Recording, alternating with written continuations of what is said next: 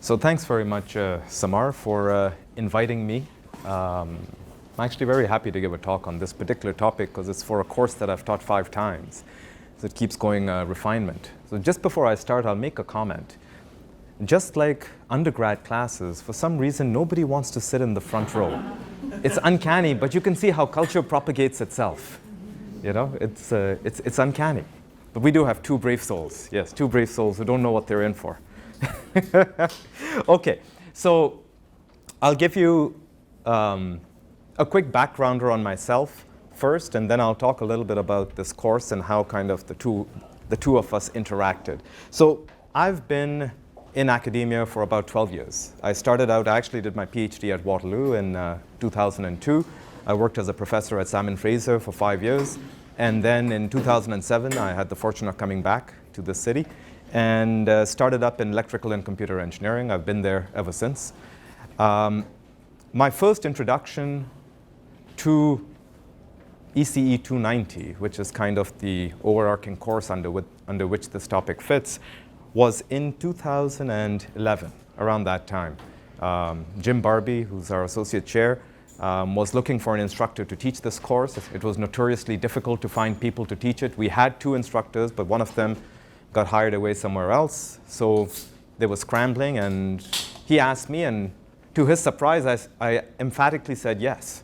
And he said, "This is quite remarkable. You actually volunteered for this course." I said, "That's fine. I have reasons for it." So it was around then I started. And since then, I've taught this 5 times. So there's been lots of changes to the course. Over the process of evolving this course, I went through the Teaching Excellence Academy. That's where I met Mary. It was a great experience. It helped tremendously in bring this course to what it is today. So you'll see some of those changes. I apologize if I keep looking at the left. It's just my habit because for some reason, I think I see better out of my left side. But I'm going to try and move back and forth between both sides. OK. So the course was originally introduced to me as an engineering profession, law, ethics course, something that would meet, in a sense, the CEAB requirement that we have some ethics in our curriculum. And I said, OK, well, this sounds interesting.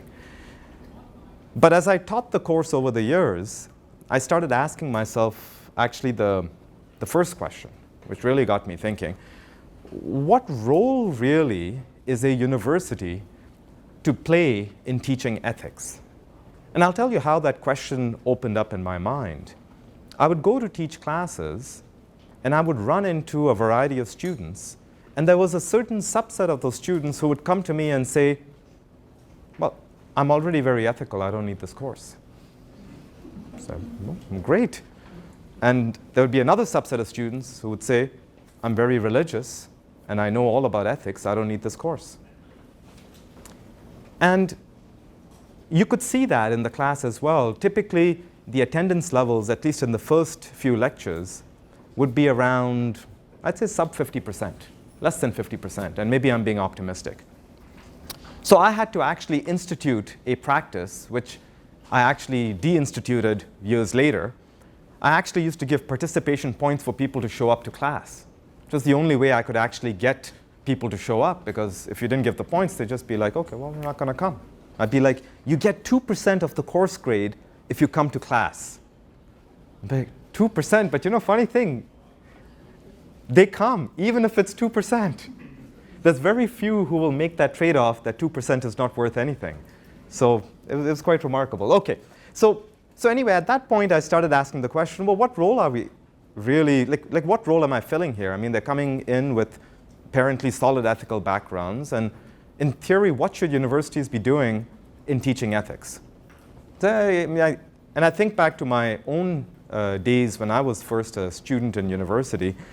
And if I go on past experience, be like, oh, well, the university is going to broaden my perspectives.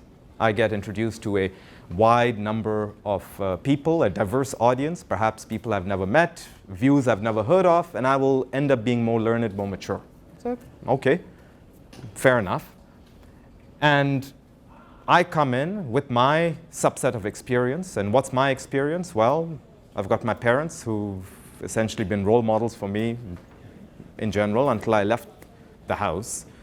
I've got potentially a faith background that has guided me or has been kind of burned into my consciousness. Okay, that's all right. And then I've had my own experiences. So I've, been to school, I've been on the playground, been knocked around a little, figured out how to survive. I've got the mentality, I can get through things, I know. I managed to get to a good school, so obviously I know how to, either I really love what I do or I know how to work the system. I can outgame the game. I made it this far. It's not bad, I do have something under my belt. And in a sense, what I'm kind of saying is perspectives that exist in the set of students who show up into this course, right? They've all thought this, or to some extent, some aspect of this. And say, well, given all this, what really am I going to add to their repertoire, given my situation, like whatever it is in this? And I say, well, okay, the university gives me an opportunity to broaden their perspectives. How? I could put them in contact with a diverse variety of students. So I'm not talking engineering students here. I'm just saying, for example, if I'm a liberal arts student, I could now interact with engineers, accountants. I could interact with people who do music, people who do math. This is different perspectives coming from all over, from the professional perspective. I could interact with professors who are learned, in principle, who would give me an idea, maybe would discuss with me and help me flesh out some things, think about things, just like Hollywood would have you portray a professor, very learned. You can have hour-long conversations with these fictitious people. We know in practice it's very difficult to have that happen. We know why as well. We'll get to that. And of course, I have the library. It's the last recourse of the curious, Having exhausted upon the diversity of students, the diversity of professors, now I can go to the library and read. My final escape, right? So I could get that, right? And in principle, I think universities can give that. I mean, they'll claim themselves to be liberal arts and sciences universities. And if you go through this process, I think it works. I think there's a good argument for it. But now we're talking engineering. This is a different beast, okay? Well, why is it a different beast? Well, frankly said, we're content loaded, okay? We've got more courses and more hours than any traditional liberal arts and science program. So our students who come in and they are very, very book smart, right? They've managed to get very high grades. We typically, like averages of 90s, high 90s, mid 90s, low 90s, still 90s. They're quite high, right? Very smart. But then they come in and we give them 28 hours a week. That's their class time.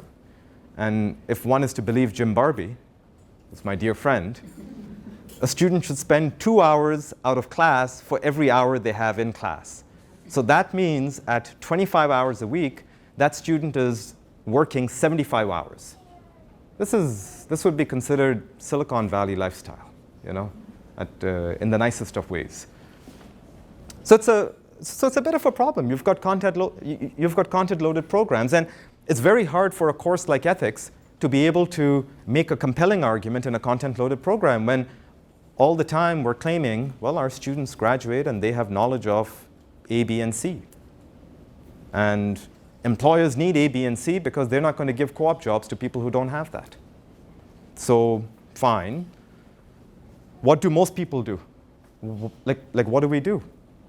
Well, let's stick an ethics course in. There. We've broadened perspective. Now we can safely claim to CEAB. We are following your guideline of broadening perspective. We're going to make our students ethical. And we've given them a course in ethics, and we've titled it, and I'll show you the title later. Here's the other problem that I ran into when I taught this course. How do you measure success in an ethics course? See, for circuits, it's straightforward. They can analyze a circuit I give them, or they can design a circuit I give them.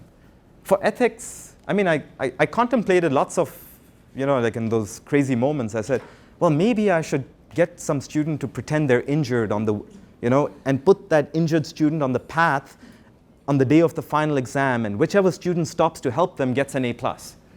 And if nobody stops and they all rush to the final, then they all fail the ethics course.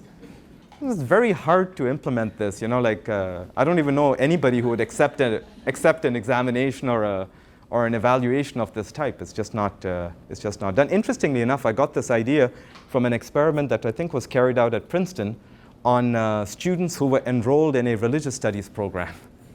This was quite funny, and you can imagine the dismal outcome. So here's the problem, right? This is our real issue here. So how do we do it? Ethics 4, and now I can happily put in whatever discipline I want. I can say ethics for nanotechnology engineers, electrical engineers, computer engineers, mechanical engineers, accountants, architects, whatever. So by default, we're operating in a very discipline-specific mode. We're not teaching ethics, the broad-scale ethics, the one where you kind of appreciate all of humanity and sing Kumbaya and any of that. No, we just say ethics for electrical engineers. And when I first started, I did exactly this. I was ecstatic. You can imagine my joy when I found a case study on a coffee maker that would spontaneously combust. So this is a great topic to teach. I've got coffee makers from Black & Decker that spontaneously combust. This is a dream for an electrical engineer. Somebody made a mistake in the design. Somebody rushed the design. Let's just point some fingers and blame and say how we should whistleblow if something like this ever happens. It's like a ridiculous thing if you think about it. What's the point of that? There's no practical value to coffee makers that spontaneously combust, not just from the monetary perspective, but from an ethical perspective either. It just becomes motherhood, if you think about it. It's just motherhood, and the students know that, right? So they vote with their feet. They walk away. Say, well, we don't want motherhood. Well, I know the answer to that. I have all the ethics I need. You can't teach me if I did a bad design, then I'm at fault and ra-da-da-da-da, right? Religion tells me that too. You don't really need an ethics course for that. So here's the problem. I teach electrical engineering. I've got my burning coffee makers. I teach it in a disciplinary focus. I know it's not effective, yet I must pull myself together and show up in front of a class time and again to teach ethics. What are my options? Okay, I could start reading philosophy. So I did, right? I could start reading philosophy, start pulling out Jean-Paul Sartre, Heidegger. I can read religious books, pull out the Bible. Come on, look for some good quotes in here. There's got to be something. Read the Quran. Oh, this is good. I can read popular motivational speakers. Tony Robbins, he's great. So empowering. This is all time consuming. It's an impractical thing because I've optimized to do research in electrical engineering. And now I'm going to invest. I have to invest that time. It was sheer curiosity for me. But it's risky, too, for career, right? I get promotions on writing engineering papers, getting engineering grants. And the sheer joy of reading Heidegger, okay, we could give that. But there's probably not so much compulsion in going after that. And in principle, I will probably never get the same grounding in moral philosophy as a professor in moral philosophy. I can say that with some confidence. I don't think I could possibly really aspire to that level. So that's a problem, okay? We teach this course, but there's a real issue here. We don't really have the breadth sitting in us to be able to do engineering and something else.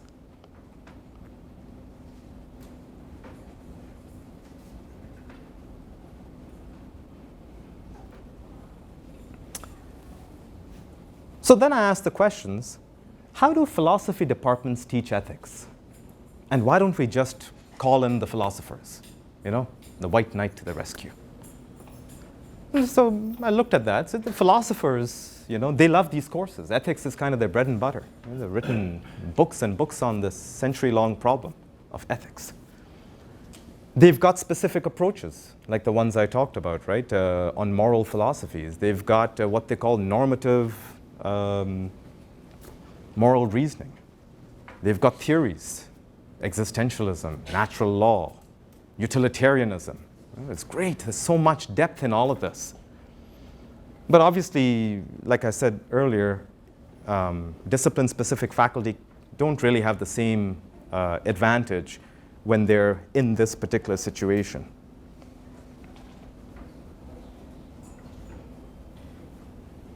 So I thought about hybrid approaches. Maybe I'll approach some colleagues in philosophy and say, can you please teach with me? Because I honestly have no idea what I'm doing. I'll talk about the burning coffee makers, and you talk about Kant. We got a deal.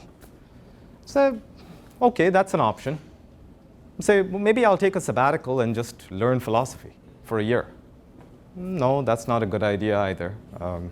I should do my sabbatical on engineering and cameras, which is something I'm passionate about as well.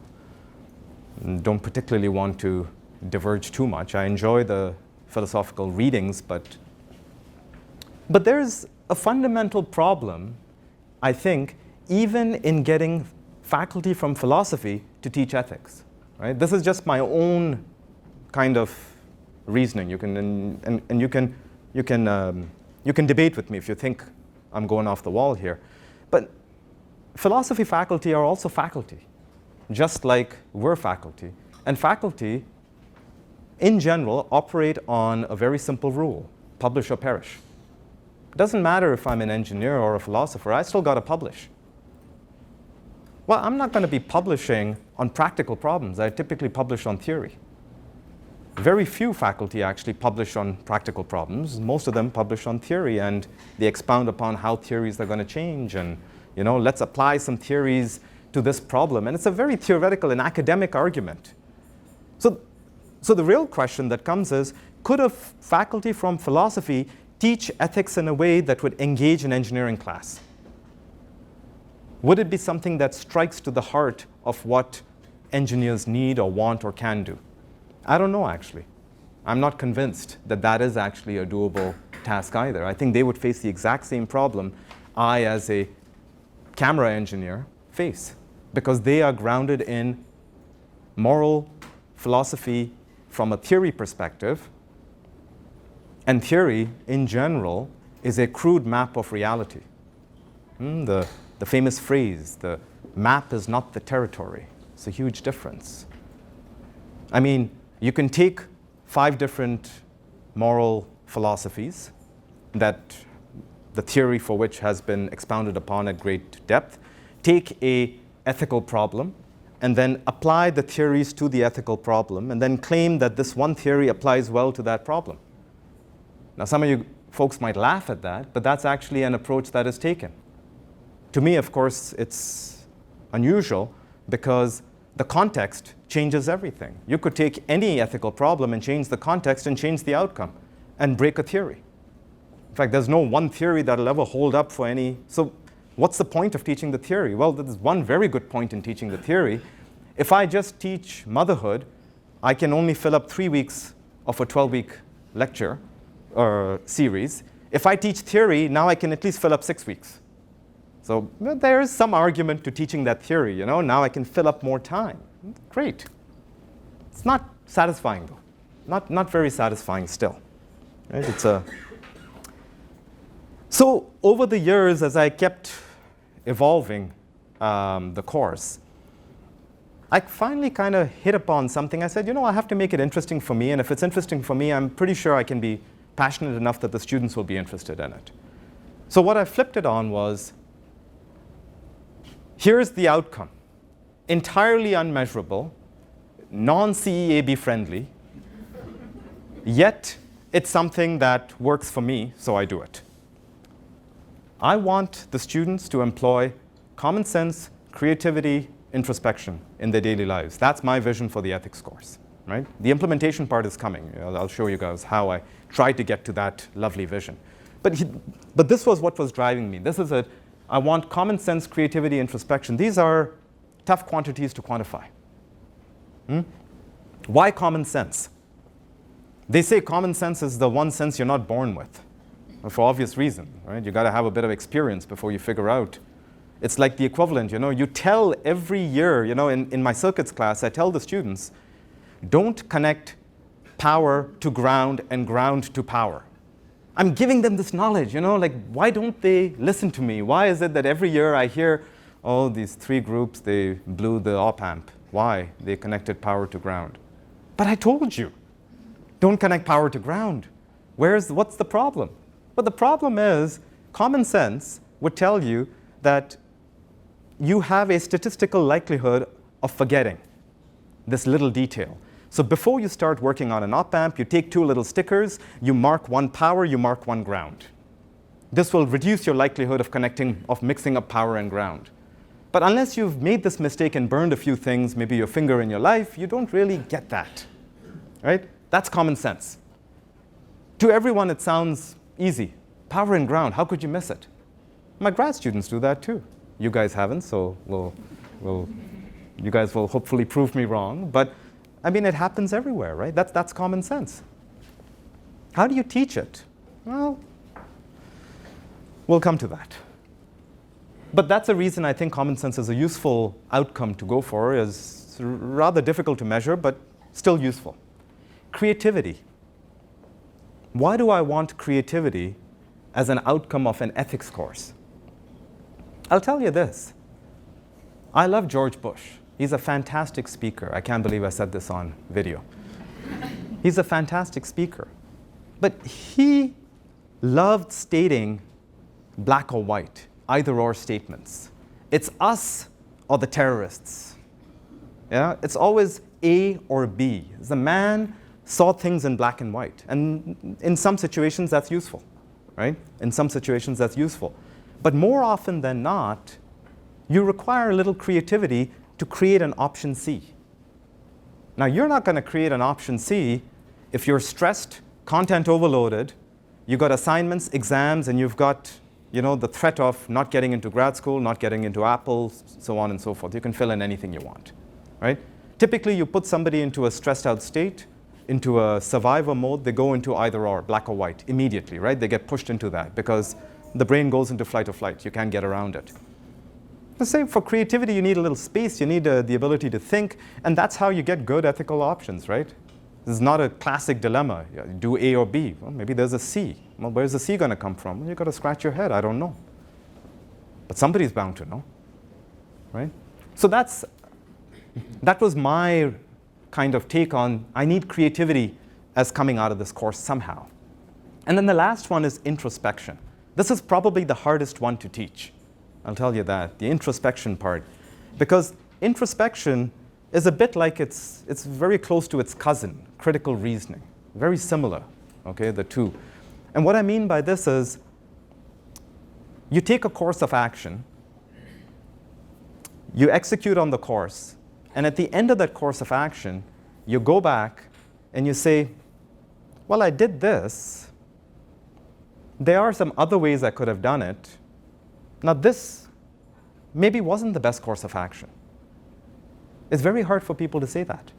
It's very hard for people to change their mind once they've committed to a path. We all know this. How many times have you said to kids, you're not going to have dessert? And then somehow the littlest one makes the cutest little weepy face and looks at you and says, but Daddy, I really need dessert. And say, oh, but I've already said I can't, but now I should. And if I do, they'll think of me as some kind of a feeble, they can twist me around the finger. Like, how do you get around that? You got to have a bit of introspection. If you got a bit of introspection, you can turn around on a dime if it makes sense to do that. And yes, it means you're going to risk something, your reputation. Oh, this person, they said they'd do this, but then they changed their mind. George Soros is famous for that, right? He made a comment on a particular equity at one point. He said, yeah, I am 100% committed to it. We've got so much money in this equity. And then 2 weeks later, and he said this in public on TV, and then 2 weeks later, that same equity tanked. So the news anchor or whoever interviewed him goes back to Soros and says, So what happened, man? You must have lost a lot of money. And he goes, actually, I spoke with somebody the night after the show had aired, and they called me and they talked to me, and I changed my mind and pulled all my cash out. I said, wow, that's interesting. That is interesting, Man like Soros says, I made a mistake. I had to get away. It's hard for people to learn that. But that's something I'd like to see in a student, right? To be able to recognize there's an error in there. So those are the 3 values I put for vision in the course. And now how do I actually do all this? Right? Sounds all great, but how do you actually do it? So this is a very unusual course, and you'll see what I mean. I start off by targeting identity. That's kind of the fundamental question. It's a question that kind of everybody asks, usually at the midlife crisis, but I figured it's good to get them thinking about it a little earlier. Why wait till your crisis and buy yourself that expensive car to satisfy some deep-seated need, unfulfilled need, right? Let's get you thinking about it early. So identity. So who are you? Get them to think about that. And the point of getting them to think about who you are and then seeing what other people around them think who they are allows you to see that there's multiple perspectives. You're not the only voice in the room. Just because you identify in a certain way, you have a certain set of perspectives, doesn't mean that's the only set of perspectives. That's a critical thing. Because you'd say, why is perspective important? I'd say, why is peace important? You can't have peace unless you understand the other. That's just the way I see it. So I get them to do identity. Once they figure out who they are, this gets to be the best part of the course to me.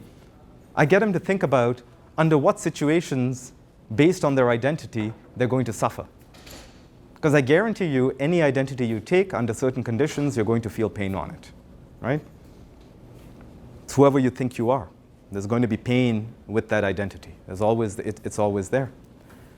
For example, take a book. I have this book actually in the course. It's called Man's Search for Meaning. Man's Search for Meaning, some of you may have read it. It's actually written by a World War II inmate, a Jewish doctor by the name of Viktor Frankl.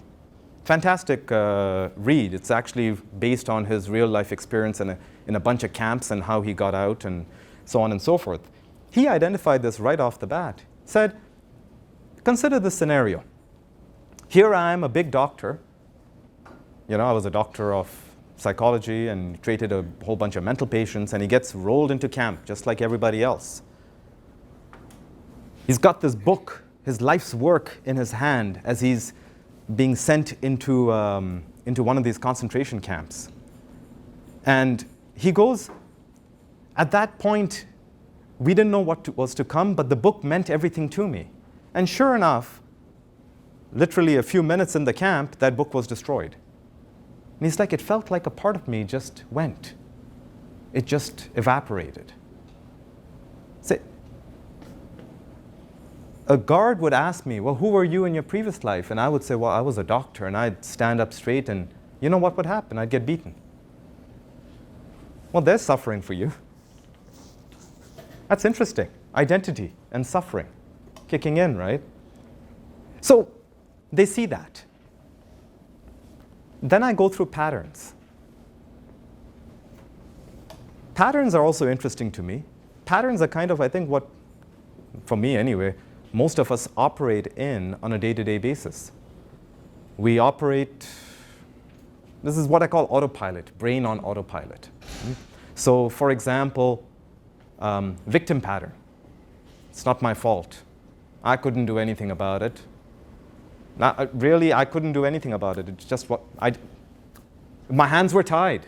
Geez, that's a good one, right? My hands were tied. I just couldn't do it. That's a classic victim, right? What could you have done about it? Nothing. Well, why do you say that? Consider some other perspectives. Oh, I didn't know I could have done that, right? So that's one of the patterns. There's a whole bunch of other ones there. There's a good one for engineers. I use a particularly, I would call it a viral term. I call it the prostitute pattern. It's a pattern for selling out. What's your price? So You're going to quit your company and walk? What price? You'd sell your friend out? What price? You'd steal? What price? You'd kill? At what price? Right? It's an interesting thing to think about. Somebody, like the cynics, will say everybody's got a price. I'm likely to agree with them. It's good to know what your price is, though. That's an interesting thing. You should know what your price is. Then you understand what you're doing and why you're doing it. So you don't go for something less. That makes my undergrads laugh as well. Yeah, make sure you don't go for too little. I did it for 20 bucks, man. That's so dumb. Why'd you do that? Why'd you steal the wallet? It was just 20 bucks. Should have robbed the bank. It was better. At least your price would have been met. Like, yeah, that's true. Didn't think. Okay, next time. So then I introduced engineering, right? The engineering identity. How many of us have little rings on a hand? Come on, shake that hand. There we go. Engineering identity. Love it, right? But it's an identity. I apologize, I shook my hand, but there's no ring here. That just fooled you guys a little. I've lost it twice. I feel embarrassed going back. That's an identity too. And then we say, what happens when you take an individual and you put them in a group and the group takes on an identity? The students really enjoy that because they know inherently working in teams in projects, they know exactly what that means. They know how they have to self-censor. They know how they have to stop talking about certain things because certain other people are there. They also see how divisions are formed, how cliques are formed. If there's a team of 4, there is a likelihood that there will be some kind of an internal rivalry between 2 and 2. 2 pair up. Well, why does that happen? Is that beneficial to where you're going to get? Most of the time they think about it and they say, actually, no, it wastes a lot of time because we end up kind of horse trading and nothing comes off it. Well, if you recognize it, then maybe you can do something about it. Just maybe, right? And then, of course, I go through a segment where I say, okay, well, there's morality, there's law, there's ethics. Where are the overlaps? Where can there not be overlaps? What causes differences? There's a whole set of discussions I go through on this. That's just from readings and so on. And then I put in some cases that I think are relevant. No burning coffee makers here. I did have that, though, 1 year, but then I got rid of it. I went to the Ford Pinto, more of a stole from the mechanical engineers. And Challenger stole from the mechanical engineers again. And then Chaleo Dam stole from the civil engineers. And then ended up with Blizzard software engineers. You know, that's how we ended up. But they all have different aspects that play out. And if you're interested, I can tell you this offline. And then there's 2 books, Man's Search for Meaning, but, which I just talked about. Primarily, you take a person, a doctor, who has to go to camp, death camp, and at the end of it, he survives. Entire family is dead. Pregnant wife is dead. Parents are dead. Right? Friends are dead, except his neighbors who sold him out. And he goes on to be one of the best-selling authors in the world. And he continues his life as a man who helped thousands from committing suicide. Founds a whole institute on it. What was his perspective that led him to do that? What was his thought process? Was he just different? It's interesting. Man's Search for Meaning is on the top 10 most read books in the world. It ranks right up there with the Bible. I never realized this. And it's a tiny book, barely 65 or 66 pages. Large font. He wrote it in 9 pages. He wrote it in 9 days after he was released. This was running through his head, right, all through camp. I found it a great resource for the students. Most of them can't identify, though. They think it's fiction. It's funny. They actually come to me and they say, we don't identify with this book at all. We really think it's just fiction. It's so unreal. You know, like skeletons in the yard, people getting thrown in crematoriums. It just doesn't seem real. You're getting beaten for, walking a little slowly. It just seems unreal. And say, well, that's the idea. You know, you tell me you've got 6 courses this term and 26 lecture hours, and your life is miserable. Imagine his life. And say, well, yeah, that's true. That's perspective. That's real perspective. So it's interesting. Over the course of teaching this, I've had students who've come to me and said, I've struggled with depression. I've struggled with boredom. Boredom sometimes I think is almost as bad. There's one guy would come to me and say, I can't stop playing video games. I just can't. I know I should do my work, but I can't. So this gives them a little perspective. They come back and they tell me, actually, we're very happy now. So I'm glad to hear that. Sometimes that's what it is. And then the second book, I picked this because I thought it identified really well with the cohort that I teach. I picked it on purpose. All Quiet on the Western Front. I don't know how many of you have read it. Show of hands? All Quiet. Okay, so there's a few at least who've read this book. There's a movie if you don't want to read it. And I tell this to the students too. Sometimes they don't read it, they just watch the movie. They miss out a few things, but they get most of it. It's about World War I. I pick war topics because they bring up the most odd situations, right, that are really interesting. So it's World War I. It's told from the German side, though. It's not told from the English side. The fellow who wrote it, it's fiction, but it's written by a fellow who was in the war. And he wrote it to show that the German side, the soldiers had exactly the same perspective as the English side. There's not a huge difference between the Germans and the English. And the stories, it's all about men who are under the age of 20. So the girls complain to me, they say, you're doing it, it's too male-focused. And I say, I apologize, I have to come up with something where I can engage the girls just as effectively. So that's something that's on the back burner. I got to think that through. But for the men, they come to me and they say, we really identified with it. I say, well, what do you mean? I say, well, we're young, we don't really know what's going on. Our parents kind of sent us off to university. It's a bit like these students, these young soldiers who just kind of got rolled into the war because, that was the right thing to do for the nation. And the English were portrayed as enemies, the French were portrayed as enemies who had to be killed. But then when they do the killing, it's a shock. It's a whole different story. World War I was graphic, not the aerial war we have today. You drop a bomb on someone, it's very impersonal. You can live with it easily. You could sleep at nights probably. But when you have to kill somebody with a knife and see the blood spurting in your face, that's a whole different story. It's graphic, but it serves to illustrate a point. So they, after having read that, they come back, the biggest feedback I get is, gosh, we thought war was cool, but really it isn't, is it? Say, you know what, you're right. I'm glad you got that point.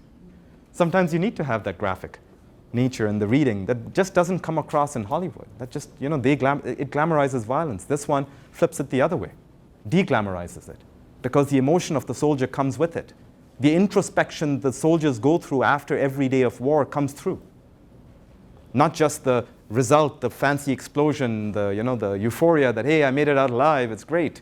Man, what'd you do back there? So those were the books, right? That was content. And then the last slide,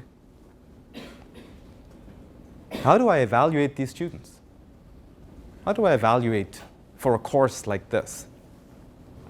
Well, it's tricky.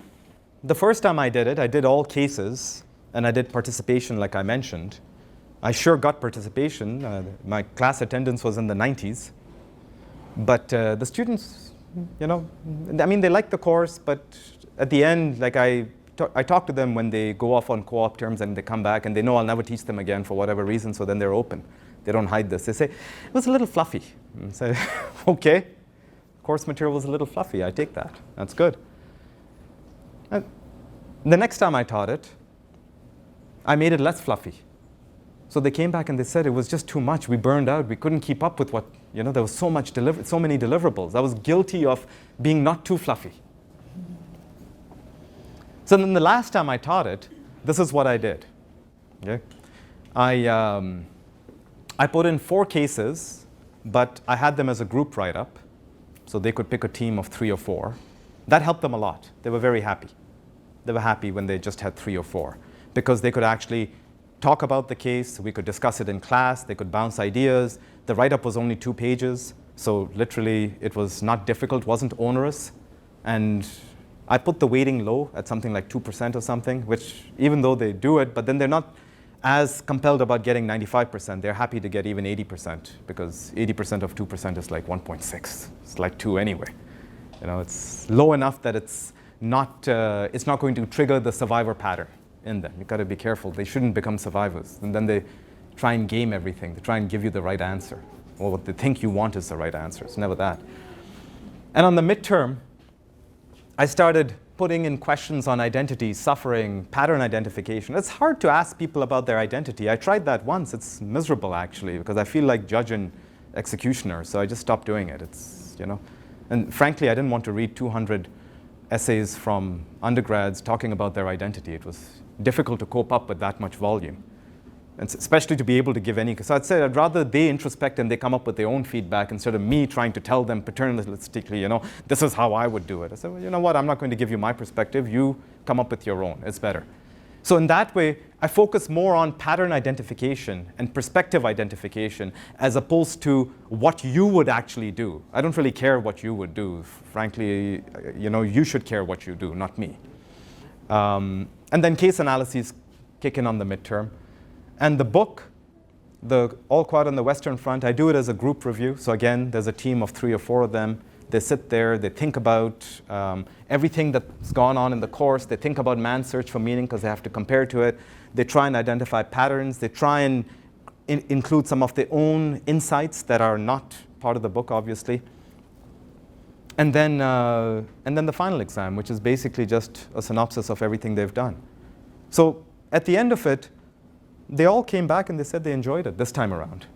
Not all, but I mean, the sampling, the statistical sampling I run, about 10 students in a class of 200. The 10 who I asked, they said, yeah, it was good. And this was after the exam, so they could have been pretty frank. I mean, everything was done. And they enjoyed it. And I guess the nicest thing that I got from this course this time around, so here's an unofficial non-CEAB approved metric, okay? The first time I taught the course, I had these Harvard Business School cases that were available as a course pack for $30. $30 for 7 cases downloadable from HBS website. One student downloads it from the HBS website, puts it on a Facebook page, opens it up to the other 200. Harvard sold a grand total of 1 case pack for a class of 200. Right? That was the first time. See, if you measure impact by change, that was miserable, right? Entirely miserable. But this time around, I had students walking up to me and saying, hey, I bought the book. I said, well, good for you. I'm so happy you bought the book. What made you do it? Well, you know, it wasn't too expensive. Oh, okay. How much was it? $30. All right. Okay. That's interesting. A sampling. I don't know if I could ever put that on a metric. You know, 30% of the class bought their book versus 3 years ago when nobody bought anything and they just copied it all. Well, maybe that was some change. Some change came from it. So I was happy about that. That was an interesting outcome that came from the course. And of course, now I have students write to me randomly. They'll say, oh, you know, I was on a co-op term and this really sticky situation came up where I saw this homeless guy and he was getting kicked off a bus. And then I felt like, you know, I should help him. So I went and gave him some money.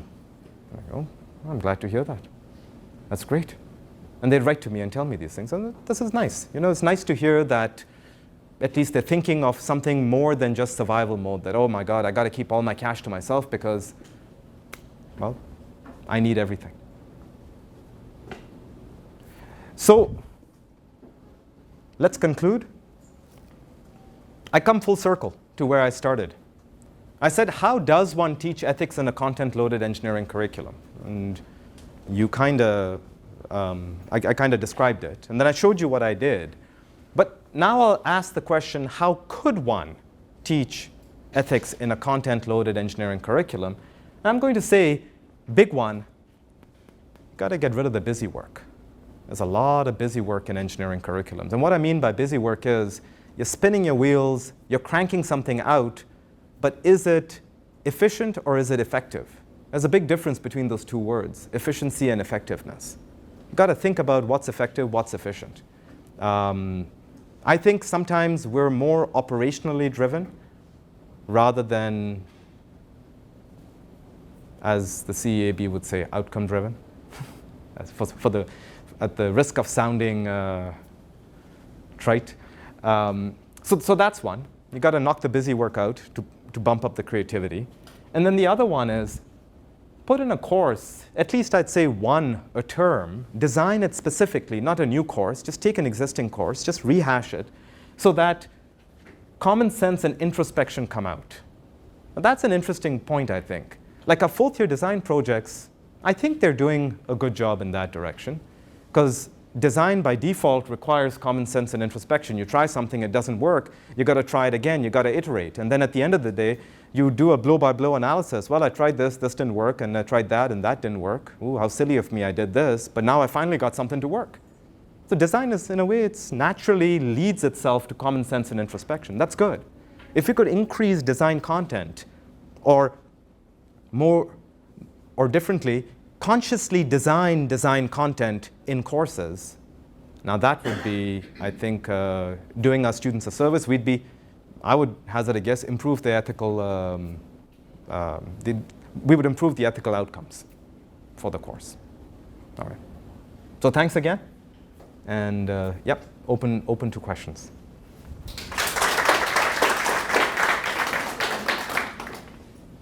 Yes? What year is this course given? It's a second year course. Yeah, it's a 2A, so first half of second year. Yeah. Rob. Do you still cover the code of ethics? Oh yeah. Oh yeah. I go through the code of, yeah, no, I cover the code of, really upset. No, I got the CEAB metric. You know, I have a duty to make sure I go through the CEAB. So the code of ethics, I go through it. Then I go through each point line by line, and I ask them to analyze what really is the engineering board looking for. Because I ask them, I go, give me one way you could break the code of ethics and yet be within the guidelines of the code of ethics. And they go, oh, well, that's an interesting question. And then they come to this realization, which I think most people eventually come to, you can game pretty much any law because law is static.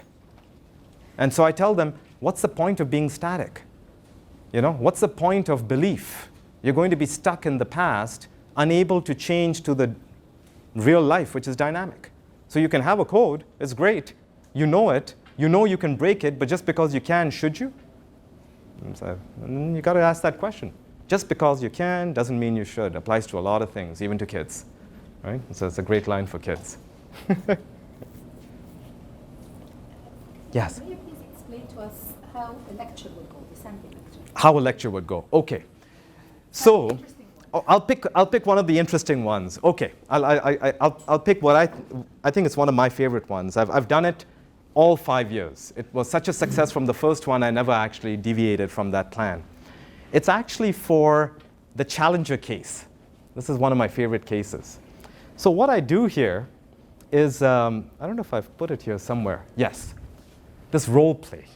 And this is one of my favorites. So what I do is, Challenger, just for those of you who may not be familiar, is a rocket that went up and exploded because somebody forgot to look at an O-ring. Okay, that's your synopsis. Now you know. Okay, that's what Challenger is. But obviously, there's a lot of depth behind that failure, right? So what I do is I've got transcripts of conversations the night before the launch and weeks before the launch. I found this on the internet. You can find these transcripts. They're remarkable. And they show it's group dynamics. It's, you know, how the group interacts. Like, we have our own ethical opinions, but when we're in a group, we may start to self-censor or whatever. And I have students in the class act that out. So I call them up to the front, right? Volunteers, I don't typically tend to assign because they don't like that. I say volunteers. So there's always some showman or showwoman in the class who will be brave enough to do this, right? And they show up. And then Bois-Joly, who is, I call him the engineering hero because he is kind of the whistleblower and the whole thing. You know, he gets his scripts, and then 3 or 4 others get the script line, and they go through this.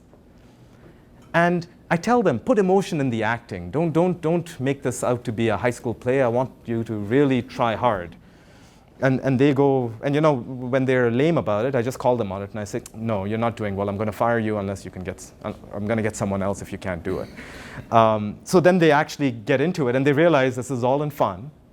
And they really act it out. But the interesting thing is, when they act it out with emotion, that message of a group dynamic comes across so clearly.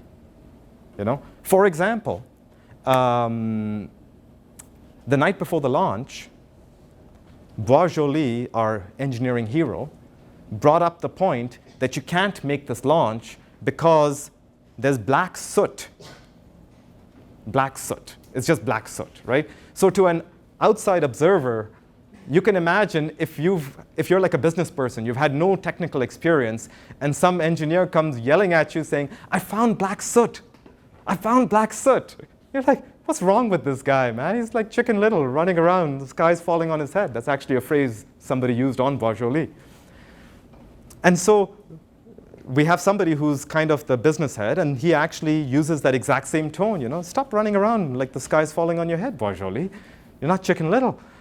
And you can hear the engineering guy saying, but the black suit correlates to, you know, this particular launch temperature, and this means it's going to fail. And the technical guys are like, yeah, it's going to fail. And the business guys are like, give it up, it's just soot. Soot is soot. So it's interesting, because the students then, you know, you go through the whole role-playing exercise, you have this, and then right after it, I play the video. You know, the 10, 9, 8, and the rocket's going up, and a few seconds into it, it explodes. Right? And that's sobering. That's a sobering class. Because in the beginning, it's fun, everybody's excited, and they're laughing, and you see the rocket go up and poof, on the screen. It's huge. It's been one of my favorite classes when I run that, because you can see the message hits home so directly. Yeah. Thank you, but I'm not sure. Probably you haven't done this role-playing or discussion in every lecture. So you had some. No, not in every lecture. This is that are really lecturing kind of right. The Code of Ethics one, or so some of them were. I almost never lecture. I'm going to say this. In this course, I almost and that was your question. I almost never lecture, and the only reason is I find if I start talking, it's just like my kids. They stop listening. They just shut off. It's like they've got a filter. You know, when dad starts talking, it's like it just goes off. The number of times I've told them to wash their hands before they eat dinner, I don't know where it goes. Anyway, so I know if it doesn't work on my kids, it's probably not going to work on a class of adults. So I don't lecture, but what I do is I ask questions and I set up a discussion. I have to be careful how I set that discussion up, but I set up a discussion by which, so usually the discussion will occur after they've done the assignment, as opposed to somebody just throwing out random opinions. The last thing you want is a peanut gallery where anybody thinks they can say anything and claim freedom of speech. It's great to have freedom of speech, but you have to moderate it in a way. So they need to have done the reading, they have to have done the assignment, so now they're relatively informed. And then we say, okay, let's pick this point, let's figure out every perspective on it. I don't give the perspectives, I let them come up with the perspectives, and when they present a perspective, I ask them, why did you pick that? Why is it compelling to you? What made you think this and not something else? Right? And that I find is important because it engages the class, then everybody's kind of involved, and even the students who don't speak up, you suddenly start seeing them say something. So this is not graded? Right? No, it's not graded. Every time I put grades, it kills the discussion. It absolutely, because everybody wants to get the right answer and the best point, and it becomes advocacy. There's no... Thank you for bringing that up. No problem. Just yesterday told me that we have a participation mark, so I have to rehearse the book before going. Oh, so I need to go yeah, no, it can, yeah, no. Single word Yeah. in the book. Yeah, I did that. It was terrible. It was a terrible outcome. Yeah, no, I tried that the first time. It was no good. I didn't enjoy it. Yeah. So how do you manage that in a class of 200 students? Okay, so the good news is I break it up into classes of 100 students. So that makes a huge difference.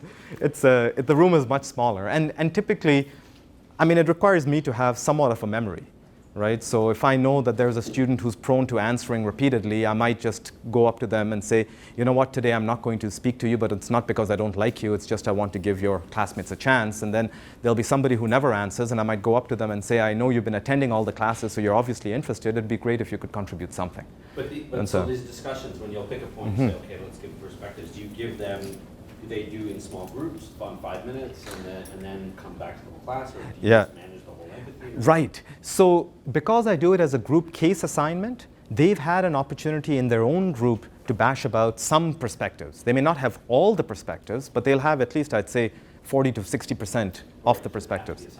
It's always after. Not just after they've read it, but Yeah, no. After the, yeah, no, they have to do that. Otherwise, the group discussion doesn't have the same impact, right? Because then people will come in and try and wing it. And there's always somebody who will do it, and then you just got to figure it out and steer the discussion in a place where it can go. Yeah. Yeah, so it does require some active management. Yeah. So any more? We have time for one more question. If you don't have any questions, then Oh, we've got one, Roger. got one. You, Yes, please, you Roger. said you were going to tell us the title, but you haven't. The title of the course? Yeah. Okay, yes, thank you. That was a point I did mean to tell you. The title of the course is ECE 290, Engineering Profession, Law, and Ethics. And of course, you know why they did that is because it's very hard to fill up a 12-week course with just ethics. But it all depends, as I said, on how you teach it. You could easily fill up 12 weeks. It just requires a certain design change.